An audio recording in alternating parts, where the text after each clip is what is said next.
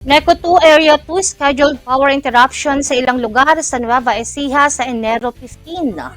Nagpaalala ang Nueva Ecija Electric Cooperative 2 o NECO 2 kaugnay ng nakatakdang power interruption sa ilang lugar sa sakop ng Area 2 sa darating na January 15, 2026, araw ng Huwebes mula alas 12 ng tanghali hanggang alas 5 ng hapon.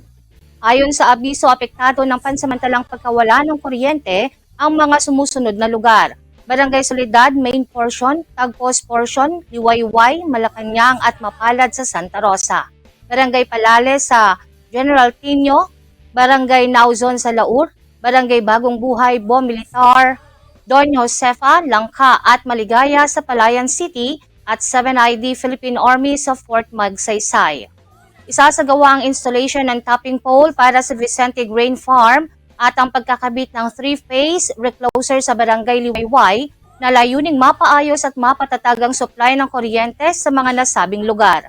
Pinaalalahanan din ng NECO 2 ang mga consumer na maaring mas maagang matapos o lumampas sa tinakdang oras ang gawain depende sa aktual na sitwasyon at progreso ng maintenance.